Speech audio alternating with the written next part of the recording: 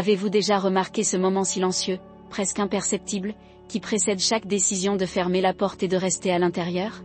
Un moment où la main se pose sur la poignée, mais où l'âme a déjà choisi la retraite. Ce n'est ni de la paresse, ni de la lâcheté, ni un simple confort. Il y a quelque chose de sacré dans ce choix, quelque chose que la société moderne reconnaît rarement. Le monde extérieur crie, exige, appelle, promet brillance et mouvement incessant. Mais il y a des moments où la voix la plus douce, celle qui jaillit du plus profond de la poitrine et résonne dans les recoins les plus sombres de la psyché, parle plus fort que toutes les autres. C'est la voix qui exige le silence, qui appelle à l'intérieur, qui insiste sur le fait que la vraie vie ne se mesure pas au nombre de réunions sociales ou au volume des applaudissements, mais à la profondeur de l'écoute intérieure. Carl Jung comprenait cette dimension avec une clarté unique. Il savait que l'âme humaine trouve son accomplissement non dans le bruit extérieur, mais dans le courage d'affronter ses propres paysages intérieurs, même dans l'obscurité. Il est curieux de constater comment la culture qui nous entoure nous enseigne dès le plus jeune âge que la présence constante en groupe est un signe de santé, qu'un emploi du temps chargé est une preuve d'importance, que la solitude est un défaut ou une pathologie. L'extraverti est célébré, le replié sur soi est suspect. Mais que se passe-t-il lorsque nous acceptons ce dogme sans réfléchir? Nous devenons étrangers à nous-mêmes. Nous en venons à croire que la valeur de l'existence dépend du regard des autres, et non de notre propre cœur. C'est à ce moment-là que Jung lève la lanterne et nous rappelle, ceux qui ne regardent qu'à l'extérieur rêvent, ceux qui se tournent vers l'intérieur s'éveillent. L'éveil commence lorsque le silence n'est plus perçu comme une menace, mais comme une invitation. Imaginez-vous déambuler dans les rues animées d'une grande ville. Le bruit des voitures, les voix pressées et les enseignes lumineuses créent une musique stridente dont on a rarement conscience. Rire, disputes, bruit mécanique, et derrière tout cela, un rythme qui ne ralentit jamais. Imaginez maintenant rentrer chez vous et fermer la porte. Le contraste est immédiat. Le bruit se dissipe, l'air semble plus dense, même votre corps respire différemment. Ce n'est pas seulement une absence de son, c'est un espace qui s'ouvre. Ce qui était autrefois étouffé par la rue se met à vibrer. Pensées, souvenirs, émotions oubliées, désirs inassouvis, tout émerge à la surface de la conscience. C'est pourquoi le silence est si effrayant. Il révèle ce que le bruit cache. Mais pourquoi certains ressentent-ils un besoin vital de cet isolement tandis que d'autres le fuient comme s'il s'agissait d'une prison? La réponse se trouve dans la psyché profonde. Jung nous enseigne que chaque personne porte en elle une totalité plus grande que ce qui est révélé au monde. Il y a le moi conscient, celui qui agit, parle et se présente, et il y a l'inconscient, vaste et mystérieux, où sont stockés les symboles, les images archétypales et les forces qui façonnent notre existence. Choisir la solitude, c'est accéder à ce royaume invisible. C'est comme ouvrir un passage secret vers la part de l'âme qui reste habituellement cachée. Ce que nous appelons solitude consciente est en réalité un rite silencieux de retour. Un retour à l'essentiel que nous perdons si souvent dans la précipitation. Ce n'est pas une fuite, mais une redécouverte. Ce n'est pas un rejet du monde, mais une quête d'authenticité. Lorsque vous décidez de rester chez vous plutôt que de vous lancer dans une nouvelle nuit de rencontres superficielles, vous répondez à l'appel de votre soi, ce centre plus vaste que Jung décrivait comme la totalité de la psyché. Le soi ne parle pas avec urgence, il ne crie pas, il murmure. Et ce n'est que dans l'isolement que sa voix devient audible. Combien de fois avez-vous eu l'impression qu'une conversation entière vous sapait l'énergie au lieu de nourrir votre âme? Combien de fois avez-vous quitté une réunion sociale avec un étrange sentiment de vide, malgré la présence de personnes présentes? Ce sont des signes que le contact extérieur, lorsqu'il n'est pas équilibré par une immersion intérieure, nous éloigne de l'essentiel. Le soi exige l'équilibre. La vie exige l'harmonie entre l'extérieur et l'intérieur. Mais presque personne n'enseigne cela. Presque personne ne se souvient que c'est dans le silence que les symboles apparaissent, que les rêves se réalisent, que l'intuition s'épanouit. Jung croyait que choisir la solitude est un acte de courage. Le courage de regarder en soi et d'affronter ce qui est caché. Car le silence n'apporte pas seulement la paix. Il apporte aussi l'ombre. Et l'ombre, c'est tout ce que nous nions, réprimons et oublions, vieilles peurs, désirs indicibles, ressentiments enfouis. Rester seul, c'est courir le risque de les rencontrer, et ce risque explique pourquoi tant de personnes fuient la solitude. Il est plus facile de se perdre dans la foule que de se retrouver seul avec soi-même. Mais le prix du lâcher-prise est élevé, on perd toute chance d'intégration. L'ombre ne disparaît pas parce qu'on l'ignore. Elle agit en filigrane, gouverne les choix, sabote les relations et manipule les réactions. Seul le silence nous permet de la voir clairement et d'entamer le processus de réconciliation. Cette réconciliation, cependant, ne se fait pas de manière abstraite. Elle requiert des images, des symboles, des métaphores. L'inconscient ne parle pas le langage de la logique, il parle celui des rêves. C'est pourquoi Jung utilisait l'imagination active, laisser émerger des images intérieures et dialoguer avec elles comme s'il s'agissait de personnages réels. L'exercice peut paraître étrange, mais il est profondément transformateur. Lorsque vous vous asseyez en silence, fermez les yeux et laissez une silhouette émerger, un animal, un enfant, une personne âgée, par exemple. Vous ne jouez pas à vous déguiser. Vous accédez aux profondeurs de l'inconscient collectif. Vous participez à un dialogue ancestral qui transcende votre biographie personnelle. Considérez les traditions spirituelles de l'humanité. Moïse gravit la montagne et resta seul avant de recevoir les tables de la loi. Bouddha se retira sous un arbre jusqu'à atteindre l'illumination. Le Christ marcha 40 jours dans le désert. Chacun comprenait que le contact avec le divin exige silence et isolement. L'archétype de l'ermite traverse les cultures et les époques, nous rappelant sans cesse que la véritable connaissance ne naît pas dans le bruit des foules, mais dans l'écoute intérieure. Lorsque vous décidez de rester chez vous, peut-être sans vous en rendre compte, vous répétez ce schéma archétypal. Vous vous inscrivez dans une tradition ancienne qui voit la solitude comme un chemin vers la sagesse. Et si votre solitude n'était pas une faiblesse, mais une maturité?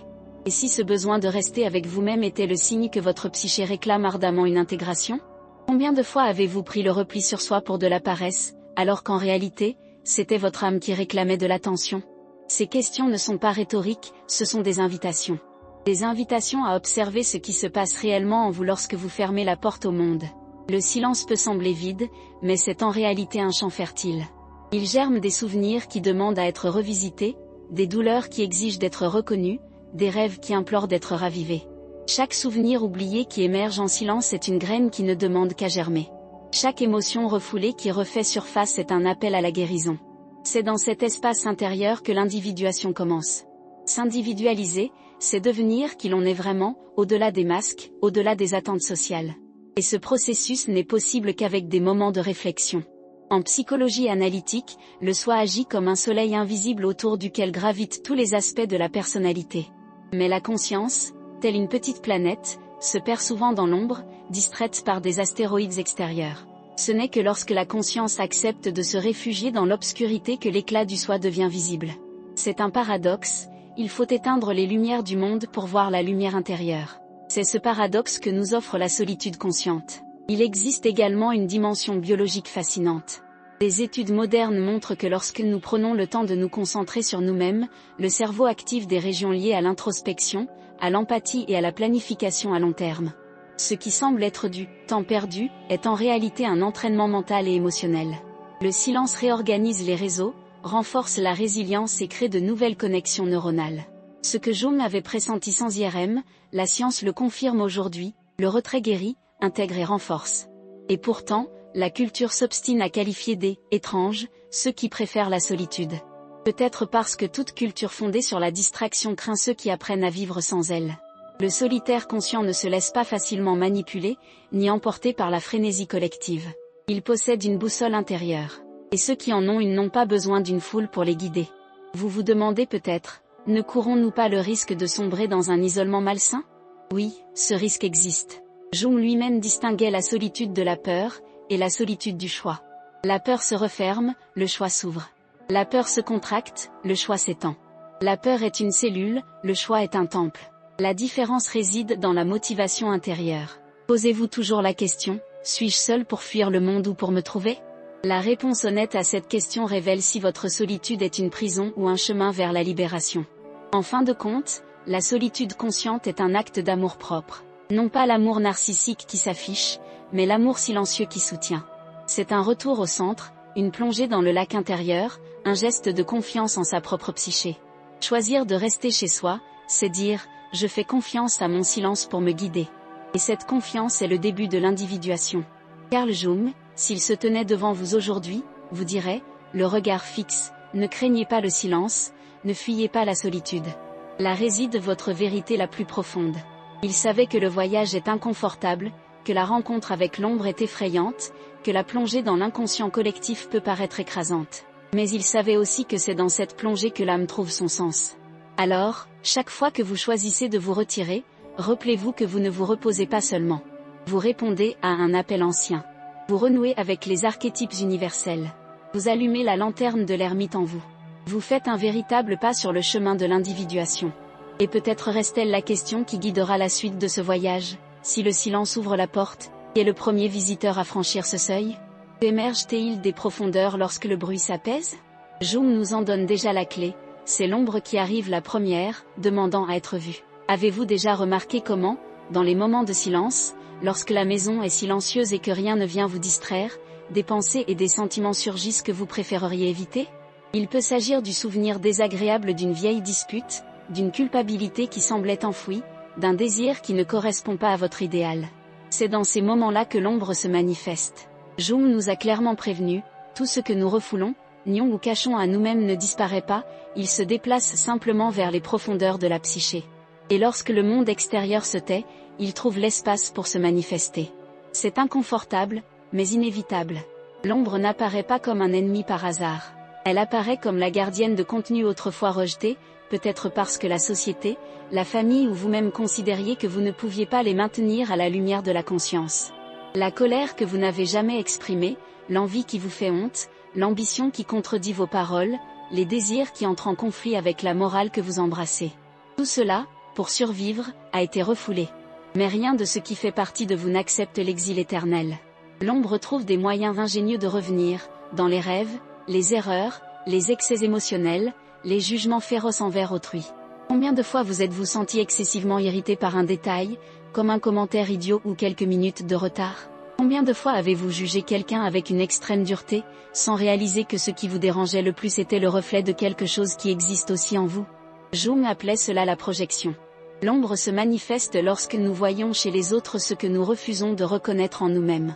C'est comme si notre psyché utilisait l'écran de quelqu'un d'autre pour projeter le film que nous ne supportons pas de regarder chez nous. Reconnaître cela n'est pas facile. Cela exige une honnêteté sans faille envers soi-même. Mais c'est aussi le début de la liberté. Imaginez une personne qui n'avoue jamais ressentir de l'envie. Elle se targue de sa gentillesse, répétant qu'elle se réjouit toujours des réussites des autres. Mais lorsqu'un collègue est promu, elle ressent un malaise physique, comme une oppression thoracique, et trouve rapidement une critique acerbe pour le masquer. Oh, mais bon, il n'est arrivé là que parce qu'il flatte son patron. À ce moment-là, le problème n'est pas le collègue. C'est l'ombre qui exige son entrée. Plus nous la nions, plus elle s'infiltre dans nos actions. Ce qui pourrait être perçu comme un sentiment humain légitime se transforme en ressentiment chronique, en amertume et en petite vengeance silencieuse. Il en va de même avec la colère. Les enfants apprennent souvent que la colère est insupportable et que l'agressivité est inacceptable. Ils grandissent en s'efforçant d'être dociles, pacifiques, toujours désireux de plaire. Mais l'énergie de la colère ne disparaît pas. Elle s'accumule, déborde à des moments inattendus, explose en accès de rage incontrôlable ou se transforme en trouble psychosomatique. L'ombre ne pardonne pas l'oubli. Ce qui n'est pas intégré revient sous une forme déformée. Et si vous réfléchissez à vos propres relations, vous réaliserez combien les conflits surgissent souvent non pas à cause des actions de l'autre, mais à cause de ce que vous projetez sur lui. Vous accusez quelqu'un d'être froid, mais en réalité, c'est vous qui craignez d'affronter votre propre incapacité à exprimer votre affection. Vous traitez quelqu'un d'arrogant, mais c'est votre ambition inavouée qui réclame ardemment de la reconnaissance. La paresse des autres vous irrite, mais c'est votre besoin de repos qui est négligé. L'ombre a ce talent, vous faire vivre, incarner, ce que vous avez rejeté en vous-même. Jung disait qu'intégrer l'ombre est l'une des tâches les plus difficiles, en même temps, les plus libératrices de la vie. Car il ne s'agit pas seulement de voir le côté obscur, mais d'apprendre à dialoguer avec lui. L'ombre recèle une énergie vitale, une puissance créatrice et des instincts qui, une fois reconnus, peuvent être canalisés de manière constructive. La colère, par exemple, une fois intégrée, se transforme en courage et en assertivité. L'envie peut se muer en admiration et en inspiration. La peur peut se muer en prudence. Mais pour y parvenir, il faut surmonter la résistance initiale, le malaise de voir quelque chose qui ne correspond pas à l'image idéalisée que l'on s'est faite de soi-même. Peut-être avez-vous déjà vécu cela dans vos rêves. À quelle fréquence des silhouettes menaçantes apparaissent-elles, vous poursuivant ou vous confrontant? Ces images ne sont pas de simples inventions dénuées de sens. Ce sont des représentations symboliques de l'ombre qui tente de communiquer. Le monstre qui vous traque pourrait être votre propre rage méconnue. Le voleur qui s'introduit chez vous pourrait être votre désir refoulé de liberté. L'étranger qui frappe à la porte est la part oubliée de vous-même qui demande à entrer. Ignorer ces symboles, c'est manquer l'occasion de comprendre le dialogue profond que la psyché offre. Au quotidien, l'ombre se manifeste aussi par des moments d'impulsion. Ce mot dur qui s'échappe sans réfléchir, ce geste agressif qui surprend, cette réaction excessive qui provoque ensuite des regrets. C'est la preuve que, malgré tous nos efforts pour garder le contrôle, il existe en nous des forces souterraines difficiles à maîtriser. S'intégrer ne signifie pas les éliminer, mais apprendre à coexister, à les reconnaître comme une partie légitime du tout. Jung nous a rappelé que le danger ne réside pas dans le fait d'avoir une ombre, nous en avons tous une. Le danger réside dans le déni de son existence. Car ce que nous nions se retourne contre nous. Il a dit, « Je préfère être entier que bon ». Cette phrase résume la nécessité d'accepter la totalité de la psyché, avec ses lumières et ses ombres. La bonté superficielle, qui exclut tout ce qui est considéré comme laid, dangereux ou inacceptable, ne génère pas d'intégration. Elle engendre la fragmentation. Être entier, c'est reconnaître la lumière et l'obscurité et permettre consciemment à toutes deux de participer à la vie. Cela peut paraître effrayant. Et c'est vrai. Affronter l'ombre demande du courage. Il est bien plus facile de se distraire avec les réseaux sociaux, des séries interminables et des engagements superficiels que de rester assis tranquillement et d'affronter ce qui surgit. Mais le prix de l'évasion est une vie contrôlée par des forces inconscientes. Le prix de la rencontre, bien que élevé, est la possibilité d'une liberté intérieure. L'ombre n'est pas seulement personnelle. Elle a aussi une dimension collective. Des peuples entiers projettent leurs peurs et leurs instincts refoulés sur d'autres groupes, transformant les différences en ennemis. Guerre, préjugés et persécutions naissent du refus de reconnaître l'ombre collective. Tout ce qu'une société n'accepte pas en elle-même, elle le déverse sur les minorités, les étrangers et les hérétiques. C'est pourquoi le travail individuel d'intégration a un impact plus important qu'il n'y paraît. Chaque personne qui reconnaît sa propre ombre contribue, d'une certaine manière, à alléger le poids de la projection collective. Mais comment entamer ce processus ? La première étape est l'observation. Repérez les moments où vos réactions sont disproportionnées, identifiez les jugements les plus intenses que vous portez sur les autres, reconnaître les schémas récurrents dans votre vie. Ces indices révèlent ce que l'ombre porte en elle. Au lieu de la rejeter, notez-la, réfléchissez et demandez-vous, qu'est-ce que cela révèle de moi ? Quelle part de moi-même suis-je réticent à admettre ? Cet exercice apparemment simple peut ouvrir des portes inattendues. La deuxième étape est le dialogue. Jung a développé la pratique de l'imagination active précisément à cette fin. Lorsqu'une image perturbatrice surgit, ne la repoussez pas. Demandez-lui ce qu'elle signifie. Si une figure menaçante apparaît dans un rêve, parlez-lui en imagination. Demandez-vous, qui es-tu ? Que m'apportes-tu ? La réponse est souvent surprenante. L'ennemi peut se révéler être un protecteur. Le monstre peut se révéler être le gardien d'une énergie oubliée. C'est par le dialogue que l'intégration se produit. Et il y a une troisième étape, l'action consciente. Reconnaître l'ombre ne suffit pas. Il faut lui donner la place qui lui revient. Si vous avez réprimé votre agressivité, trouvez des moyens constructifs de l'exprimer, comme faire du sport, défendre fermement vos limites et parler clairement. Si vous avez réprimé votre sensualité, autorisez-vous à explorer la beauté de votre corps, l'expression esthétique et la connexion au plaisir. Si vous avez réprimé votre ambition, transformez-la en objectif sain et en motivation pour vous épanouir. Chaque aspect de l'ombre, une fois accepté, devient force. Au quotidien, cela peut se traduire par de petits changements. Vous réaliserez peut-être que vous dites toujours « oui » pour éviter les conflits, mais que vous nourrissez du ressentiment. Reconnaître l'ombre peut vous amener à dire « non » si nécessaire, même si cela fait mal au début. Vous réaliserez peut-être que vous critiquez sévèrement ce que vous désirez secrètement chez les autres. En prendre conscience peut vous libérer de l'amertume et vous ouvrir l'espace nécessaire pour poursuivre ce que vous désirez vraiment. Vous découvrirez peut-être que ce que vous craignez le plus chez les autres est précisément ce que vous devez apprendre à développer en vous-même. Rien de tout cela n'est simple. Le chemin vers l'intégration n'est pas linéaire. Il y a des rechutes, des résistances, des moments de déni. La psyché se protège, car ramener à la conscience des contenus refoulés peut être douloureux. Mais chaque étape est précieuse. Chaque fois que vous reconnaissez un aspect de vous-même sans jugement, vous supprimez le pouvoir de l'ombre sur votre vie. Et voici un tournant important. Plus on s'enfonce dans l'ombre, plus on découvre qu'elle n'est pas seulement un dépotoir psychique. Elle recèle aussi des trésors oubliés. Combien de talents ont été étouffés parce qu'ils ne correspondaient pas au modèle attendu ? Combien de passions ont été enterrées parce qu'elles semblaient inappropriées ? Combien de vérités intérieures ont été étouffées par peur du jugement ? L'ombre préserve non seulement ce qui est sombre, mais aussi ce qui est trop brillant pour être accepté dans un environnement qui n'y était pas préparé. Le courage perdu dans l'enfance, la créativité étouffée par la critique, l'audace réduite au silence par la rigidité, tout cela attend d'être sauvé dans l'ombre. C'est peut-être l'aspect le plus surprenant du voyage. En affrontant l'ombre, nous rencontrons non seulement des monstres, mais aussi des dons. Et ces dons, une fois retrouvés, peuvent transformer des vies. La solitude consciente cesse alors d'être un simple exercice d'adaptation et devient une opportunité de renaissance. Jung savait que ce processus ne se fait pas en quelques jours. C'est un travail de toute une vie. L'ombre sera toujours là, toujours avec quelque chose de nouveau à révéler. L'important n'est pas de l'éliminer, mais de développer une relation consciente avec elle. Plus vous vous familiarisez avec vos propres abîmes, moins ils vous dominent. Et plus vous êtes intégré, plus vos relations avec les autres deviennent authentiques. Et maintenant se pose la question qui prépare la prochaine étape du voyage. Si l'ombre nous confronte à ce que nous rejetons, comment traverser ce territoire sans nous perdre? Comment transformer l'obscurité en source de lumière? Jung nous indique la bonne direction. Nous devons comprendre que le cerveau, l'âme et le corps lui-même possèdent des mécanismes d'autorégulation qui, en silence, s'activent. La rencontre avec l'ombre n'est pas la fin, mais le début d'un processus de réorganisation plus profond.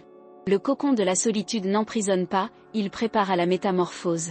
Il y a un moment où le silence devient presque physique. C'est comme si l'air s'épaississait, le corps ralentissait et l'esprit, habitué au bruit constant, était contraint de trouver un nouveau rythme. Ce moment est déconcertant car il rompt le rythme automatique de la vie moderne. Le téléphone ne vibre pas, personne ne vous appelle, aucun stimulus extérieur n'exige une réponse immédiate. C'est vous qui êtes face à vous-même. Et c'est dans cet espace apparemment vide que quelque chose d'extraordinaire se produit. La psyché, libérée des distractions, commence à se réorganiser. C'est comme si des fils invisibles, auparavant emmêlés par des stimuli excessifs, s'alignaient lentement. Jung avait pressenti que ce processus avait un pouvoir transformateur. Aujourd'hui, les neurosciences montrent que, dans cet état, les zones cérébrales liées à la réflexion profonde, à l'empathie et à la planification entrent en jeu. Le calme extérieur déclenche des mouvements internes d'une puissance immense. Mais que signifie réellement cette réorganisation? Elle signifie que, dans le silence, l'esprit a la possibilité de revisiter des expériences non digérées, des émotions non traitées et des schémas inconsciemment répétés. C'est comme s'il existait une pièce secrète où les événements de la journée, voire de la vie, attendaient d'être compris. Le silence ouvre la porte de cette pièce. Soudain, des souvenirs apparemment oubliés ressurgissent, non pas pour tourmenter, mais pour exiger leur reconnaissance. Un commentaire blessant, un geste resté sans réponse, une décision reportée. Tout réapparaît avec une clarté nouvelle, offrant la possibilité d'une intégration. Ce qui était autrefois un bruit émotionnel se transforme en information significative. Le silence ne se contente pas d'apaiser, il guérit. Et n'est-il pas curieux de penser que ce processus profond se produit précisément lorsque nous ne faisons rien? N'est-il pas fascinant que, contrairement à ce que la société prêche, ce ne soit pas l'hyperactivité qui nous réorganise, mais la pause? Ce paradoxe devrait nous faire réfléchir à notre éloignement de la sagesse du corps et de l'âme. Nous nous précipitons en quête de stimulation, mais c'est en nous retirant que l'esprit se renforce. Nous nous précipitons vers l'extérieur, mais c'est vers l'intérieur que la boussole pointe. Que se passerait-il si nous valorisions davantage ces intervalles, si nous traitions le silence comme nous traitons le sommeil, comme une nécessité vitale, et non comme un luxe superflu? Jung avait déjà compris que le silence n'est pas seulement l'absence de bruit, mais la présence de quelque chose de plus grand. Il disait que la psyché a une tendance naturelle à l'auto-guérison. Tout comme le corps guérit les blessures physiques, l'esprit cherche à intégrer le contenu psychique fragmenté. Le problème est que, sans silence, ce processus est bloqué. L'excès de bruit extérieur agit comme un rideau qui obscurcit les mouvements internes. Mais lorsque ce rideau se lève, l'inconscient commence à travailler au profit de la conscience. C'est comme s'il existait une intelligence souterraine qui avait simplement besoin d'espace pour agir. Pensez au nombre de fois où vous avez résolu un problème non pas en forçant la réponse, mais en vous relaxant. Parfois, la solution apparaît sous la douche, lors d'une promenade tranquille ou au réveil. Cela se produit parce que, lorsque l'esprit n'est pas occupé à répondre à des stimuli immédiats, il relie des points qui semblaient auparavant dispersés. Les neurosciences appellent cela le mode par défaut, ou le réseau de repos. Jung le qualifierait de dialogue entre le conscient et l'inconscient. Peu importe le nom. Ce qui compte, c'est de comprendre que la pause est fertile, que le silence n'est pas improductif, mais le terreau le plus fertile de tous. Et si ce que nous appelons l'ennui était en réalité le début d'une profonde transformation? Et si cette agitation ressentie dans les premières minutes de silence n'était que le signe que quelque chose d'intérieur est en train de s'ajuster? Peut-être devrions-nous apprendre à supporter ce malaise initial plutôt que de le fuir. Car peu après, un cocon se forme, en son sein, une métamorphose invisible mais réelle s'amorce. Avez-vous déjà remarqué qu'après quelques instants d'isolement, les couleurs semblent plus vives, les idées plus claires et même la respiration plus légère? Serait-ce le signe que quelque chose de silencieux mais puissant est à l'œuvre en nous? Cette métamorphose, cependant, n'est pas uniforme. Chacun la vit différemment. Pour certains, le silence apporte immédiatement paix et sérénité. Pour d'autres, il réveille angoisse, anxiété, voire peur. Cela se produit parce qu'en faisant taire le monde extérieur, l'esprit se confronte à des contenus jusque-là refoulés. Il n'est pas rare que les premières rencontres soient douloureuses. Souvenirs qu'on préférerait oublier, regrets, sentiments d'inadéquation. Mais c'est précisément en traversant ce premier choc que le processus de guérison s'approfondit. Le silence agit comme un miroir sans distorsion. Il révèle la réalité, sans maquillage, sans récit commode. Imaginez-vous devant un lac. La surface agitée ne vous laisse voir que le reflet brisé du ciel. Mais lorsque le vent tombe, l'eau se calme et vous commencez à apercevoir le fond. Rochers, poissons, plantes immergées, tout ce qui était caché apparaît. Le silence a le même effet sur l'esprit. Ce qui semblait être le chaos se révèle structure. Ce qui semblait être la confusion se révèle schéma. C'est pourquoi tant de traditions spirituelles considèrent l'isolement comme essentiel. Ce n'est pas de la superstition, c'est de la sagesse psychologique. Mais pourquoi résistons-nous autant à ce processus? Pourquoi préférons-nous une distraction constante au calme? Peut-être parce que nous pressentons qu'en entrant dans ce lac, nous verrons non seulement la beauté, mais aussi l'obscurité. Le fond recèle des rochers acérés, des ombres de poissons, des courants inconnus. Le silence ne garantit pas seulement la paix, il promet la confrontation. Et affronter ce que nous évitons est toujours douloureux. Mais serait-il possible de mûrir sans traverser cette rivière? Serait-il possible de s'éveiller sans regarder ce qui est caché? Jung a abordé un point crucial, la fonction transcendante. Cette fonction est le processus par lequel la conscience et l'inconscient dialoguent, créant une nouvelle synthèse qui n'existait pas auparavant. Il ne s'agit pas de choisir entre la lumière et l'ombre, mais de maintenir la tension entre les contraires jusqu'à l'émergence d'une troisième voie. Ce processus se déroule avant tout en silence. C'est dans le retrait que les images de l'inconscient peuvent émerger et trouver une résonance dans la conscience. C'est dans cet espace que le nouveau se forme. Et vous êtes-vous déjà demandé combien de fois vous avez cherché des solutions extrêmes, incapables de supporter la tension ambiante? Combien de fois avez-vous pris des décisions hâtives juste pour échapper à l'incertitude? Le silence nous entraîne à supporter cet espace liminal, cet entre-deux où rien ne semble défini, mais où tout peut naître. Endurer cet état est difficile, mais nécessaire. C'est comme rester dans un cocon, exigu, sombre, indéfini, mais essentiel à la croissance des ailes. Il y a une beauté dans ce processus que nous reconnaissons rarement. Lorsque nous embrassons le calme, nous réalisons que l'esprit commence à nous offrir des symboles. Un rêve avec une clé, un souvenir d'enfance qui surgit sans raison apparente, une étrange sensation physique qui persiste à se répéter. Ces symboles ne sont pas accidentels. Ils sont le langage de l'inconscient, offrant des indices sur ce qui doit être intégré. Jung disait que l'âme communique par métaphore. Si nous les ignorons, nous passons à côté de messages essentiels. Si nous les acceptons, nous ouvrons la voie à de profondes transformations. Mais ne serait-il pas dangereux de se perdre dans ce monde symbolique? Ne courons-nous pas le risque de nous immerger trop profondément et de perdre contact avec la réalité? Jung a également réfléchi à cette question. C'est pourquoi il insistait sur le fait que la conscience doit rester active lors du dialogue avec l'inconscient. Il ne s'agit pas d'un abandon aveugle, mais d'une participation lucide. L'imagination active, par exemple, n'est pas une rêverie oisive, mais une conversation consciente avec des images intérieures. C'est dans cet équilibre entre abandon et vigilance que le processus devient transformateur plutôt que chaotique. Et combien de fois avez-vous réalisé qu'un détail apparemment insignifiant avait une signification immense? Un objet oublié qui attire votre regard, une phrase qui résonne des jours plus tard, une scène banale qui vous émeut sans explication. Ce sont des signes que l'inconscient tente de communiquer. Le silence nous rend plus sensibles à ces signaux. Plongé dans le bruit, il passe inaperçu. Mais dans le silence, il brille comme des étoiles dans la nuit noire. Le cerveau, à son tour, confirme cette expérience. Des études montrent que, dans les états d'introspection, le cortex préfrontal médian, responsable de l'introspection, et l'insula, lié à la conscience émotionnelle, deviennent plus actifs. Cela signifie qu'en restant silencieux, vous renforcez littéralement les circuits qui vous aident à vous comprendre vous-même et les autres. La solitude consciente n'est pas seulement une pratique spirituelle, c'est aussi un exercice neurologique. Ce qui semble vide est en réalité un entraînement mental sophistiqué. Mais comment transformer ces connaissances en pratiques concrètes dans notre quotidien effréné? Comment créer des cocons au milieu du chaos?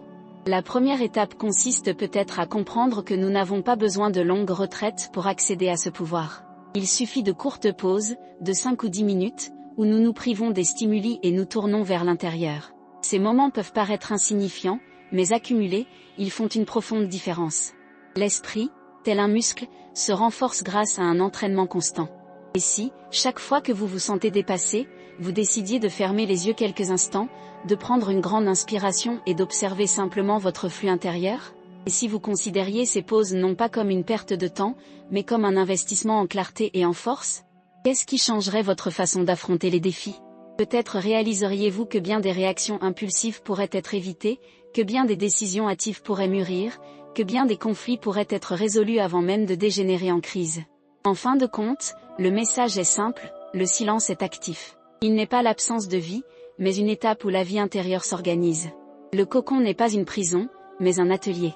À l'intérieur, des fils invisibles s'entrelacent pour former des ailes. C'est dans cet espace que la psyché retrouve son équilibre perdu, que la conscience se repose et se renouvelle, que l'âme se prépare à son prochain envol. Mais pour cela, il faut endurer l'impact initial, la sensation de vide, l'inconfort du début. Il faut croire qu'un processus est en cours, même lorsque rien ne semble se produire. Et vous, êtes-vous prêt à rester dans ce cocon assez longtemps pour que la transformation s'opère? Ou allez-vous ouvrir la chrysalide prématurément, empêchant le papillon de s'envoler? C'est le choix qui précède chaque silence, fuir ou rester. L'avenir de votre âme dépend de cette décision. Avez-vous déjà remarqué comment certaines personnes, même entourées de foule, semblent porter leur propre lumière, une sorte de clarté silencieuse qui ne dépend pas de la reconnaissance extérieure? Cette lumière n'est pas le fruit de la vanité ou d'un effort conscient pour attirer l'attention. Elle naît de quelque chose de plus profond, la familiarité avec le silence, le courage de se retirer un temps de la vie sociale et de se plonger en soi. Jung a décrit cette force symbolique dans l'archétype de l'ermite, l'une des figures les plus énigmatiques qui traversent les cultures, les mythes et les traditions spirituelles. L'ermite apparaît dans les cartes de tarot comme un homme âgé portant une lanterne, isolé dans un désert ou un paysage montagneux. Beaucoup ne le voient que comme la solitude, mais son image révèle une vérité bien plus vaste. La solitude n'est pas un vide stérile, mais un espace fertile où la conscience apprend à écouter sa propre essence. Des récits de toutes les époques confirment cette expérience. Au 1er siècle du christianisme, des moines du désert se retiraient dans des grottes et passaient des années à vivre de pain et d'eau, cherchant la voix de Dieu en silence. L'un de ces moines, nommé Antoine, fut pris pour un fou par ses voisins lorsqu'il décida de tout abandonner et de vivre dans un isolement total. Cependant, ceux qui lui rendirent visite revinrent transformés, comme si sa présence, irradiée par le silence, avait un pouvoir de guérison. Il est intéressant de noter que des documents historiques décrivent comment même des animaux sauvages s'approchèrent de sa grotte sans l'attaquer, comme s'ils reconnaissaient quelque chose de sacré dans ce silence. Ce détail, improbable à première vue, illustre la perception selon laquelle la vie intérieure, une fois mature, modifie même la façon dont l'environnement réagit à nous. Au Japon, les moines Yamabushi parcouraient les montagnes à la recherche de l'illumination par l'isolement. Certains récits racontent qu'ils passèrent des mois dans des forêts denses, se nourrissant uniquement de racines, méditant devant des cascades glacées jusqu'à perdre presque toute sensation corporelle. Ce qu'ils recherchaient n'était pas l'autopunition, mais un contact direct avec le cœur de l'existence. Étrangement, beaucoup rapportèrent que dans ces états, des visions claires de symboles archétypaux émergeaient, animaux, dieux, ancêtres, figures lumineuses. Ces hallucinations étaient-elles causées par la fatigue, ou des manifestations spontanées de l'inconscient collectif, surgissant lorsque la conscience s'ouvre au silence? Jung y verrait la preuve que la psyché humaine, en se déconnectant des bruits extérieurs, active des langages universels partagés par toute l'humanité. Et pourquoi cet archétype apparaît-il dans tant de cultures différentes? Peut-être parce que l'acte de se retirer du monde est aussi vieux que l'humanité elle-même. Les peuples nomades envoyaient les jeunes hommes passer des nuits seuls dans le désert, comme un rite de passage. Les tribus indigènes isolaient leurs futurs chamans dans des huttes isolées, où ils jeûnaient jusqu'à l'apparition d'une vision. L'isolement n'était pas perçu ici comme une punition, mais comme un pont vers la révélation. Le jeune homme revenait transformé, porteur d'une sagesse qui servirait à toute la communauté. Il n'est pas surprenant que la psychologie analytique voit dans ces rituels collectifs la dramatisation de ce qui se produit également dans notre vie intérieure. La conscience a besoin de se retirer pour écouter, elle a besoin de silence pour mûrir. Des données scientifiques curieuses renforcent la puissance de cet archétype. Des chercheurs ont découvert que les astronautes, vivant en isolement prolongé dans l'espace, rapportent des expériences de conscience élargie similaires à celles décrites par les mystiques. L'un d'eux a décrit comment, En observant la terre de loin dans un silence absolu, il a senti son identité se dissoudre et se sentir partie intégrante d'un tout plus vaste. Cette expérience, appelée « effet de vue d'ensemble », est devenue l'objet d'une étude. Jung y voyait la preuve que, dans des conditions d'isolement radical, des symboles universels émergent spontanément.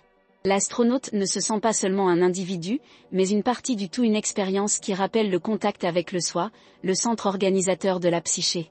Dans la vie quotidienne, des situations similaires peuvent se produire dans des situations improbables. Les personnes qui passent de longues périodes à l'hôpital rapportent que le silence des premières heures du matin suscite d'intenses réflexions, souvent accompagnées d'images ou de révélations inattendues. Un patient a décrit comment, observant les lumières froides du couloir et n'entendant que le son de son propre cœur, il s'est remémoré des épisodes de son enfance qu'il avait complètement oubliés. Ce n'étaient pas des souvenirs agréables, mais ils contenaient des indices sur sa vie émotionnelle actuelle. Ce type d'expérience est l'ermite agissant dans la psyché, appelant à une confrontation avec des vérités cachées. Mais ne serait-il pas risqué de trop s'éloigner? Ne risquons-nous pas de nous perdre dans la solitude? C'est là que Jung établit une distinction essentielle. Il y a l'isolement né de la peur, qui rétrécit l'âme et nourrit le ressentiment. Et il y a la solitude choisie, qui élargit la conscience et ouvre des portes intérieures. L'ermite n'est pas un fugitif du monde, mais quelqu'un qui sait qu'il est nécessaire de prendre du recul pour voir clair. Le danger réside dans la confusion entre lâcheté et repli sur soi. Lorsque la solitude est animée par une recherche sincère de la vérité, elle ne nous rend pas malades, elle nous fortifie. Des témoignages improbables de personnes ordinaires confirment également l'importance de ce mouvement. Une femme, qui avait décidé de voyager seule pendant 1 an, a confié qu'au début, le silence des lieux inconnus la tourmentait. Mais après des mois, elle a commencé à observer des transformations inattendues. Elle rêvait constamment d'un vieil homme sage lui tendant des clés. Au début, elle pensait à une simple coïncidence, mais le symbole revenait sans cesse. En enregistrant ses rêves, elle a réalisé que chaque clé correspondait à un aspect de sa vie qu'elle devait déverrouiller: relations, carrière, créativité. C'est un exemple clair d'imagination active spontanée, où la psyché propose des symboles pour guider la conscience. Une autre découverte intrigante provient d'études sur le confinement en environnements extrêmes. Les chercheurs ont observé que les explorateurs isolés de l'Arctique rapportaient fréquemment la sensation d'une présence invisible les accompagnant. Cette présence, qualifiée de protectrice, apparaissait dans les récits d'Ernest Shackleton et d'autres explorateurs en conditions dangereuses. La psychologie analytique interprète cette expérience comme une manifestation archétypale de l'ermite ou du sage intérieur, qui surgit au moment critique pour guider la conscience. Ce qui est peu probable ici, c'est que, même dans des conditions extrêmes de froid et de danger, la psyché continue d'offrir des symboles de guidance. Et avez-vous déjà remarqué comment, parfois, au cœur d'un défi apparemment anodin, une voix intérieure surgit, plus claire que toutes les autres? Une intuition soudaine, une certitude inexplicable, une image mentale qui semble apporter la réponse. Ce sont des aperçus de l'archétype de l'ermite à l'œuvre dans votre quotidien. Nul besoin de vivre dans une grotte pour y accéder. C'est simplement un espace intérieur. Il est intéressant de constater que cet archétype se reflète même dans la culture populaire. Des personnages comme Maître Yoda dans Star Wars ou Gandalf dans Le Seigneur des Anneaux incarnent la figure du sage qui a enduré l'isolement et revient avec une lanterne allumée. Ce ne sont pas de simples guides extérieurs, mais des symboles intérieurs qui résonnent chez chaque spectateur. Pourquoi ces personnages sont-ils si émouvants? Parce qu'ils s'adressent directement à l'inconscient collectif. Nous reconnaissons en eux l'image d'une sagesse qui réside aussi en nous. Le plus surprenant est que, même sans le vouloir consciemment, la vie nous place parfois dans des situations de repli forcé. Une période de chômage, une séparation, une maladie. À première vue, ces situations semblent de simples tragédies. Mais elles fonctionnent souvent comme des invitations de l'inconscient à nous rapprocher de l'archétype de l'ermite. Combien de personnes déclarent avoir découvert, après avoir traversé une crise de solitude, des talents, des valeurs et des significations qu'elles ignoraient auparavant? Ne serait-ce pas la preuve que la psyché, même au cœur de la souffrance, cherche des voies de guérison? Pourtant, une énigme subsiste: pourquoi résistons-nous si souvent à cet appel? Pourquoi préférons-nous prolonger les distractions plutôt que de nous isoler? Peut-être parce que le silence est exigeant. Il ne se contente pas de réponses superficielles. Il recherche la vérité. Et la vérité nous oblige souvent à déconstruire les personnages, à nous démasquer et à reconsidérer nos choix. L'ermite nous confronte à la réalité nue, et ce n'est pas toujours agréable. Mais c'est précisément cette confrontation qui restaure notre authenticité. Tout au long de l'histoire, les plus grands maîtres ont compris cette leçon. Moïse a gravi la montagne, Bouddha s'est retiré sous le figuier, le Christ a traversé le désert. Tous, avant de devenir guides, étaient des ermites. L'archétype se répète car il symbolise une loi intérieure, il n'y a pas d'illumination sans retraite, pas de sagesse sans silence. La modernité tente d'échapper à cette loi, mais la psyché continue de l'exiger. C'est pourquoi, même entourés de technologie, nous ressentons le besoin d'éteindre nos téléphones portables, de marcher seuls, de nous réfugier dans notre propre chambre. C'est la flamme de l'ermite qui perdure. Et vous, avez-vous entendu cet appel ? Avez-vous remarqué que l'inconfort lors des fêtes, ce sentiment de vide après des rencontres superficielles, pourrait être le signe que votre psychisme a besoin d'une autre forme de nourriture ? Vous êtes-vous déjà demandé pourquoi, au milieu de tant de connexions numériques, le sentiment de solitude s'accroît à un rythme alarmant ? Peut-être n'est-ce pas un manque de personne, mais un manque de soi. Peut-être l'appel de l'ermite est-il plus fort que jamais, nous poussant chacun à rallumer notre propre lanterne. Le récit qui se déroule jusqu'ici n'est pas une simple théorie. C'est une invitation. Chaque instant d'isolement, chaque instant de silence choisi, est une occasion de se connecter à cette figure ancestrale. Il ne vit pas seulement dans les cartes de tarot ou les livres anciens. Il vit en vous, attendant que vous vous coupiez du monde quelques minutes pour que sa voix se fasse entendre. Et lorsque cette voix se manifeste, elle apporte non seulement la paix, mais aussi une direction. Elle clarifie les décisions difficiles, donne le courage de faire des choix difficiles et la sérénité face à la douleur inévitable. En considérant tout cela, n'est-il pas évident que l'ermite n'est pas une figure lointaine, mais une présence intime, toujours en attente ? N'est-il pas évident que chaque crise, chaque silence, chaque pause peut être une occasion de le rencontrer ? Que se passerait-il si vous cessiez de résister à cet appel et commenciez à l'accepter comme une part essentielle de votre vie ? L'archétype de l'ermite n'enrichit pas seulement l'expérience individuelle. Il prépare aussi à quelque chose de plus grand. Après le silence vient le retour. Le sage ne reste pas éternellement isolé. Il revient, apportant avec lui la lumière qu'il a acquise. C'est pourquoi la retraite consciente ne signifie pas une fuite définitive, mais une préparation à une vie plus authentique. Le silence ne vous sépare pas du monde. Il vous réconcilie avec lui. Et maintenant, après avoir parcouru ce paysage de symboles, d'histoires et de découvertes, une question inévitable se pose. Si l'ermite est celui qui allume la lanterne et nous guide vers l'intérieur, quelle est la prochaine étape du voyage ? Que se passe-t-il lorsque nous franchissons le pont qui relie le monde extérieur au soi intérieur ? La réponse se trouve plus loin, sur le chemin de l'individuation, où chacun de nous découvre qui il est vraiment. Avez-vous déjà remarqué qu'il y a des moments dans la vie où, même entouré de tout ce qui semblait suffisant, un sentiment de vide persiste ? C'est comme si, malgré les réussites, quelque chose demeurait incomplet, un point silencieux qui persistait à se faire entendre. Ce point est la vocation la plus profonde de la psyché, et Jung l'appelait le soi, le centre organisateur de la plénitude, le pont invisible qui relie ce que vous croyez être à ce que vous êtes vraiment. Franchir ce pont n'est pas une métaphore lointaine, mais un véritable processus psychologique, qui se manifeste par des crises, des rêves, des choix qui semblent diviser la vie en un avant et un après. C'est dans ce mouvement que l'individuation s'opère, non pas comme un luxe réservé à quelques-uns, mais comme le destin de tout être humain qui ose affronter sa propre vérité. Quand Jung parlait d'individuation, il ne décrivait pas un chemin facile. Il savait que la conscience humaine privilégie le confort des masques sociaux, s'identifie à la personne, ce personnage créé pour plaire, s'intégrer, survivre parmi les autres. Mais à un moment donné, cette personne se révèle insuffisante, et le fardeau de vivre uniquement pour le regard des autres devient insupportable. À ce moment-là, quelque chose en vous réclame un passage, implore de traverser le pont. Et le plus curieux, c'est que cette traversée ne commence jamais par un choix rationnel. Elle s'impose d'elle-même. Parfois, par un échec qui brise l'image construite. D'autres fois, par un rêve qui s'obstine à répéter des symboles incompréhensibles. D'autres encore, par un sentiment d'insatisfaction qui grandit silencieusement jusqu'à devenir impossible à ignorer. Avez-vous déjà ressenti cet appel ? Avez-vous déjà eu le sentiment que la vie extérieure, aussi riche soit-elle, ne répondait pas aux questions qui comptaient vraiment ? Le pont de l'individuation n'est ni large ni pavé. Il est étroit, parfois instable, et exige du courage. Et, plus troublant encore, il ne peut être franchi que seul. Les amis peuvent prodiguer des conseils, les professeurs montrer la voie, mais le pas décisif est toujours personnel. C'est à ce stade que la tension monte, car chaque pas sur le pont révèle non seulement qui l'on est, mais aussi qui l'on n'est plus. Traverser, c'est se défaire de vieux morceaux, abandonner des images qui ne servent plus à rien, affronter des vérités qu'on ne peut plus remettre à plus tard. C'est un processus de mort et de renaissance, et c'est peut-être pourquoi tant de traditions le représentent par des symboles de traversée.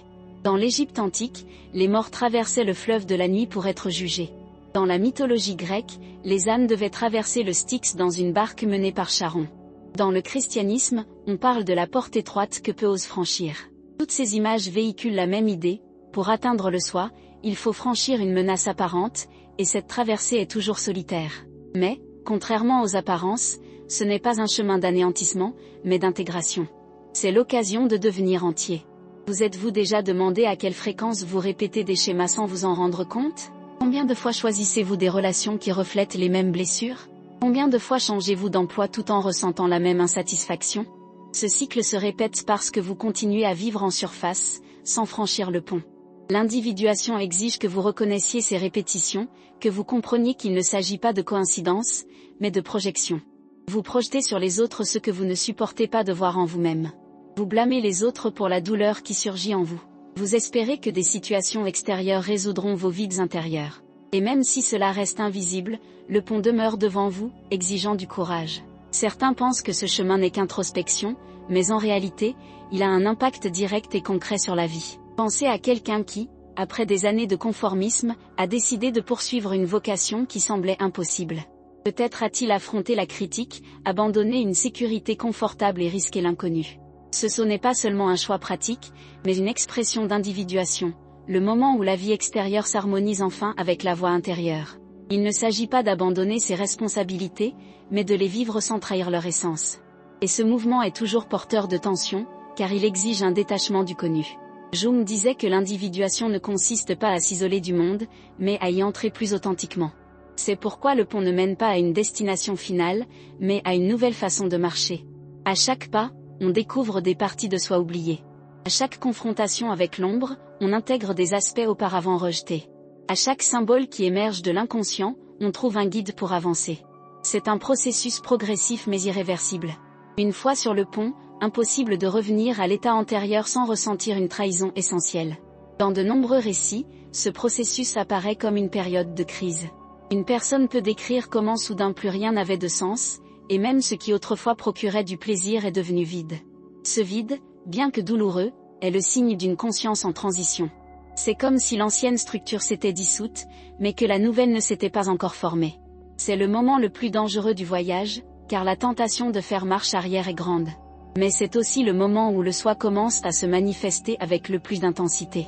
Des symboles apparaissent dans les rêves, des coïncidences significatives se produisent, des signes subtils semblent guider le chemin. Avez-vous déjà remarqué comment, dans les moments de confusion, certaines phrases, rencontres ou événements inattendus semblent porter un message qui vous est propre? Jung appelait cela la synchronicité. C'est comme si l'inconscient collectif conspirait pour aligner l'expérience extérieure sur le besoin intérieur. Cependant, le soi ne se révèle pas dans une grandeur immédiate. Il apparaît dans la simplicité. Une intuition qui appelle à la patience. Un symbole qui suggère l'attente. Un sentiment de clarté qui surgit après un silence prolongé. Il faut apprendre à écouter ces signes, car ils crient rarement. Ils murmurent. Et seuls ceux qui ont pris leur distance avec le bruit extérieur peuvent les entendre. Telle est la fonction de la solitude consciente, créer un espace pour que le soi se manifeste. La plus grande tension réside dans le fait que l'individuation ne promet pas une vie facile.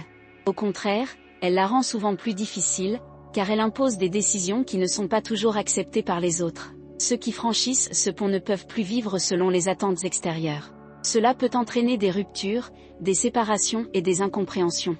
Mais elle génère aussi une forme de liberté qu'aucune reconnaissance sociale ne peut offrir. C'est la liberté d'être soi-même, sans avoir à justifier chaque pas. Cette liberté, cependant, ne naît pas de l'arrogance, mais de l'humilité. C'est se reconnaître comme partie intégrante de quelque chose de plus grand, mais aussi assumer sa singularité. Imaginez une rivière divisée en deux rives. D'un côté, le monde extérieur, avec ses exigences, ses rôles et ses illusions. De l'autre, le monde intérieur, avec ses images, ses symboles et ses vérités. Entre les deux, un pont étroit, éclairé seulement par la lanterne de l'ermite. Chacun, à un moment donné, doit traverser ce pont. Certains tentent de fuir, d'autres hésitent, d'autres encore restent immobiles pendant des années. Mais la vie, d'une manière ou d'une autre, nous pousse. Une perte peut être un déclencheur. Un amour inattendu peut être une traversée. Une maladie peut être un appel. Il est impossible de prédire comment le soi se manifestera. Ce que nous pouvons faire, c'est décider si nous l'écouterons ou non. Et c'est précisément à ce moment-là que le récit s'intensifie. Imaginez quelqu'un qui a passé sa vie à croire que sa valeur résidait dans son travail. Soudain, ce travail prend fin. L'identité construite s'effondre. Dans le vide qui apparaît, la personne peut désespérer, se sentir perdue. Mais si vous avez le courage de franchir le pont, vous découvrirez peut-être que votre vie a toujours été bien plus que ce que vous avez fait. Peut-être découvrirez-vous des talents latents, des passions oubliées, une nouvelle façon d'appréhender le monde. Ce tournant inattendu est douloureux, mais il peut aussi être libérateur. Le plus grand danger est de refuser de franchir le pas. Combien de personnes ont-elles vu s'accrocher à une image d'elles-mêmes jusqu'au dernier moment, refusant tout changement? Elles restent dans des relations destructrices, des emplois étouffants, des rôles qui ne correspondent plus à leur essence. Cet attachement est compréhensible, mais c'est aussi une forme d'emprisonnement. L'individuation nous invite à nous libérer de nos chaînes, même si cela implique d'affronter l'incertitude. C'est comme traverser un pont dans le brouillard, on ne voit pas l'autre côté, mais on sait qu'on ne peut pas rester là où on est. Jung croyait que l'individuation n'est pas seulement un processus individuel, mais aussi une nécessité collective. Il a constaté que des sociétés entières tombent malades lorsque les individus manquent de courage pour franchir le pas. Il en résulte une culture de la superficialité, de la consommation effrénée et de la recherche incessante de distractions. Et n'est-ce pas ce que nous observons aujourd'hui? Une société qui privilégie l'apparence à la vérité, le bruit au silence, la vitesse à la profondeur. L'individuation, en ce sens, est aussi un acte de résistance. C'est refuser de vivre uniquement extérieurement et choisir de vivre aussi intérieurement. Cependant, chaque voyage est unique. Il n'existe pas de solution toute faite. Ce qui fonctionne pour l'un ne fonctionnera pas pour l'autre. Certains trouvent leur soi lors de longues promenades solitaires. D'autres, par la pratique artistique. D'autres encore, par l'étude approfondie ou la méditation. L'important est de comprendre que le pont n'est pas extérieur. Il a toujours été intérieur. Chaque choix conscient d'écouter sa voix intérieure est déjà un pas en avant. Chaque fois que vous dites non à ce qui trahit votre essence, vous avancez. Chaque fois que vous acceptez votre ombre au lieu de la nier, le pont se renforce. Et lorsque vous commencez enfin la traversée, vous réalisez une surprise, vous n'étiez pas seul. L'inconscient collectif, avec ses symboles universels, accompagne le voyage. Des archétypes émergent comme des guides, l'ermite avec sa lanterne, le héros avec son courage, la grande mère avec sa nature accueillante, le sage avec sa clarté. Chacun représente des forces intérieures qui s'activent au bon moment, comme si la psyché elle-même avait préparé des assistants pour cette traversée. C'est comme une histoire écrite des millions de fois, mais qui se raconte maintenant en vous. Cependant, le pont n'est pas seulement un passage. C'est aussi une épreuve. La question est, êtes-vous prêt à être fidèle à vous-même, même si cela vous coûte de la reconnaissance? Êtes-vous prêt à porter votre propre ombre, même si cela vous éloigne des conventions? Avez-vous le courage d'écouter la vérité, même si elle brise de vieilles illusions? Ces questions n'ont pas de réponse simple, mais elles sont les clés de l'individualisation. Ainsi, au terme de cette étape du voyage, on commence à comprendre que traverser le pont ne signifie pas abandonner le monde, mais y revenir autrement. Cela signifie ne plus vivre comme un simple masque, mais comme un être entier. Cela signifie regarder les autres dans les yeux sans avoir besoin d'approbation, car on a déjà trouvé la source de sa valeur en soi. Cela signifie cheminer avec la sérénité de quelqu'un qui sait que, malgré toutes les incertitudes, il y a en soi une force inébranlable. Et pourtant, il manque encore quelque chose. Car traverser le pont n'est qu'un début. De l'autre côté s'étend un territoire inconnu, une terre de paradoxes, où la lumière et l'ombre doivent coexister, où les contraires doivent se réconcilier. C'est sur ce terrain que le soi se révèle dans toute sa plénitude, non comme un idéal lointain, mais comme une réalité vivante. Mais c'est là l'étape suivante du voyage. Et c'est précisément là que la tension s'intensifie, car traverser ne suffit pas, il faut intégrer. Que se passe-t-il lorsque l'on atteint enfin l'autre côté? Que se passe-t-il lorsque le soi se présente, exigeant que l'on unisse ce qui semblait auparavant irréconciliable? C'est la question qui nous attend dans la prochaine partie. Peut-être avez-vous atteint ce point avec une étrange sensation, comme si, à un moment donné du récit, vous entendiez non seulement des mots, mais les échos de votre propre expérience. Cette étrangeté n'est pas une coïncidence. Elle se produit parce que ce que nous appelons l'individuation n'est pas une théorie lointaine, mais une réalité vivante qui se meut en chacun de nous, même lorsque nous n'en sommes pas pleinement conscients. Jung disait que le soi agit comme un centre invisible, attirant doucement la conscience dans son orbite. Et c'est exactement ce que vous ressentez maintenant, l'appel à vous reconnaître comme un être complet. Une vie entière peut être vécue en cercle, à répéter des rôles, à fuir la douleur, à rechercher une confirmation extérieure, mais à un moment donné, l'âme exige quelque chose de plus. C'est à ce moment-là que vous réalisez que traverser le pont n'était pas la fin, mais le début de quelque chose de plus grand. Le soi n'est pas un objectif statique, ni une destination que l'on atteint sans jamais la perdre. C'est un processus dynamique, une danse constante entre ombre et lumière, conscient et inconscient, extérieur et intérieur. C'est comme si, à chaque pas, la vie exigeait plus d'intégration, plus de courage pour regarder en soi, plus de fidélité à ce qui est vrai en soi. Désormais, vivre ne signifie plus obéir aveuglément aux attentes des autres ou aux pressions sociales. Vivre signifie aligner son histoire intérieure sur ses actions quotidiennes. Cela peut paraître abstrait, mais cela se manifeste dans les choix les plus concrets, dire non alors qu'auparavant on ne disait oui que pour plaire, garder le silence quand on réalise que les mots ne seraient que défensifs, agir fermement quand on reconnaît que quelque chose correspond à son essence. C'est le soi en mouvement, non pas comme une idée, mais comme une pratique vivante. Le grand défi réside dans le fait que cette pratique exige une attention constante. Vous ne faites pas face à votre ombre une seule fois, mais à plusieurs reprises. Elle revient dans différentes situations, exigeant une nouvelle intégration. Aujourd'hui, elle peut apparaître comme une irritation disproportionnée, demain comme une envie injustifiée, puis comme une tristesse sans explication immédiate. Chaque fois, elle offre l'opportunité d'accueillir une part de vous-même jusque-là oubliée. Et c'est là que le véritable travail commence. Transformer la solitude consciente en discipline intérieure, transformer les intuitions du voyage en habitudes qui nourrissent votre vie. Demandez-vous, à quand remonte la dernière fois où vous vous êtes arrêté intentionnellement pour écouter votre propre voix sans interférence extérieure? À quand remonte la dernière fois où vous avez consigné un rêve et tenté d'en déchiffrer les symboles? À quand remonte la dernière fois où vous avez choisi d'être seul, non par peur, mais par désir de clarté? Si ces questions vous mettent mal à l'aise, c'est que votre psyché réclame précisément cela, un espace pour émerger. La mise en pratique de l'individuation commence par la simplicité.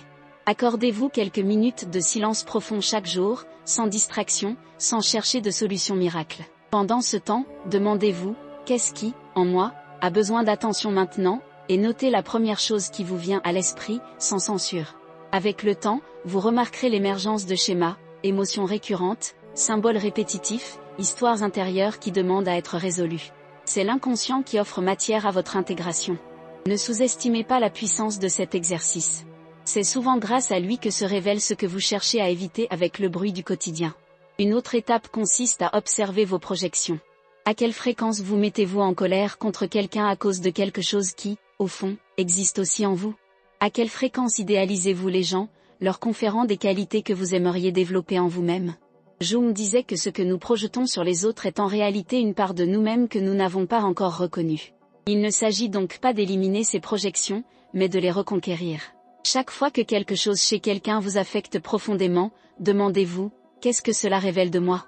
Cette simple question peut démanteler toute une dynamique de souffrance et ouvrir la voie à des choix plus conscients. Le troisième exercice est le contact direct avec les symboles. Les rêves, les images spontanées et les fantasmes créatifs sont des ponts entre le conscient et l'inconscient. Au lieu de les rejeter comme des absurdités, commencez à les écrire. Donnez forme aux images qui émergent, dessinez, écrivez des dialogues, méditez dessus. Cette pratique, que Jung appelait l'imagination active, n'est pas de la rêverie, mais une façon de se connecter à des parties intérieures qui ne trouvent pas d'expression dans la vie quotidienne. C'est un dialogue avec sa propre âme. Souvent, un symbole répété en rêve est plus instructif que n'importe quel conseil extérieur.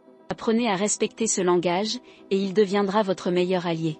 Cependant, le plus important n'est pas seulement de comprendre, mais d'agir. Il est inutile de reconnaître son ombre si on ne l'intègre pas à son quotidien. Si vous percevez une tendance à la passivité, agissez concrètement. Si vous percevez une agressivité refoulée, canalisez-la vers des actions constructives. Si vous découvrez des talents oubliés, prenez le temps de les développer. Le soi se manifeste non seulement dans le silence intérieur, mais aussi dans le courage de transformer ses intuitions en action. Chaque action consciente est un élément constitutif de la construction d'une vie authentique. Et là, une tension inévitable surgit, vivre selon soi-même signifie entrer en conflit avec les attentes extérieures. Il est probable que certains ne comprennent pas vos choix. Vous pourriez être critiqué, incompris, voire rejeté. C'est douloureux, mais c'est aussi la preuve que vous suivez la bonne voie. L'individuation ne recherche pas l'approbation collective, mais la cohérence intérieure. Le paradoxe est qu'en devenant plus fidèle à soi-même, vous devenez aussi plus capable d'établir des relations authentiques avec les autres. L'empathie grandit car elle n'est plus influencée par le besoin de plaire, mais par la liberté d'être entier. En temps de crise, quand tout semble incertain, souvenez-vous de la métaphore du cocon. La chenille ignore ce qui se passera lorsqu'elle y pénètre. Pour elle, tout n'est qu'obscurité et dissolution. Mais c'est dans cet espace protégé que la transformation s'opère. Il en va de même pour votre psyché. Le vide ressenti n'est pas une fin, mais un intervalle. C'est dans ce silence inconfortable que naissent de nouvelles formes. Si vous avez la patience de supporter cet entre-deux, vous découvrirez que la vie n'a jamais cessé de circuler en vous. L'intégration ultime se produit lorsque vous réalisez que votre individualité unique ne vous sépare pas des autres, mais vous relie plus profondément à l'humanité. L'inconscient collectif, avec ses archétypes, est la preuve que ce que vous vivez a également été vécu par d'innombrables générations avant vous. En acceptant votre ombre, vous acceptez l'ombre du monde.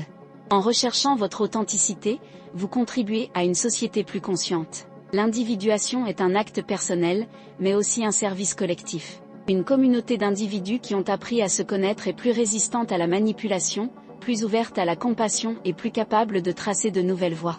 Pensez à l'impact de tout cela. Si chacun autour de vous faisait au moins un pas dans cette direction, qu'est-ce qui changerait? Des relations plus honnêtes, moins dépendantes des masques. Des environnements de travail plus créatifs, moins étouffés par des normes rigides. Des sociétés moins enclines à répéter les erreurs, plus ouvertes au dialogue et à la diversité. Ce n'est pas une utopie lointaine. C'est la conséquence naturelle de ceux qui osent franchir le pas. C'est pourquoi le travail commence avec vous, mais ne s'arrête pas avec vous. Et c'est peut-être là la révélation la plus puissante de tout ce voyage, le soi n'est pas seulement le centre de l'individu, mais aussi la flamme qui relie toutes les existences. Lorsqu'on trouve sa propre lumière intérieure, on ne la garde pas pour soi. Cette lumière illumine le chemin des autres, même sans qu'on s'en rende compte. Notre présence change. Notre regard véhicule une énergie différente. Notre vie devient la preuve qu'il est possible de vivre authentiquement. Et, au fond, n'est-ce pas ce que nous recherchons? Non seulement survivre, mais vivre d'une manière qui ait du sens. Maintenant, après avoir parcouru ce récit, la question n'est plus de savoir si vous souhaitez ou non entamer l'individuation. La question est, quelle démarche concrète allez-vous entreprendre aujourd'hui? Prendrez-vous quelques minutes de silence? Écrirez-vous un rêve? Direz-vous non là où vous avez toujours dit oui? Reconnaîtrez-vous une projection et la ramènerez-vous à vous? Chaque petit geste est un pas en avant. N'attendez pas d'être prêt pour commencer. Le chemin se construit en marchant, et le soi n'exige pas la perfection, seulement la sincérité. Vous pouvez ressentir de la peur. C'est naturel. Mais rappelez-vous, le courage n'est pas l'absence de peur, c'est la décision d'agir malgré elle. L'ermite, le héros, la grande mère, le sage, tous les archétypes qui ont accompagné ce voyage restent présents en vous. Ce ne sont pas des personnages extérieurs, mais des forces intérieures qui soutiennent le voyage. Vous ne marchez pas seul, même lorsque le silence semble absolu. Votre propre psyché est devenu votre compagnon de route. Alors, acceptez l'appel. Autorisez-vous à traverser le pont et à habiter l'autre côté, là où votre vie peut enfin refléter qui vous êtes au plus profond de vous-même. Que votre solitude consciente soit votre temple, votre ombre votre maître, votre soi votre guide. N'attendez plus.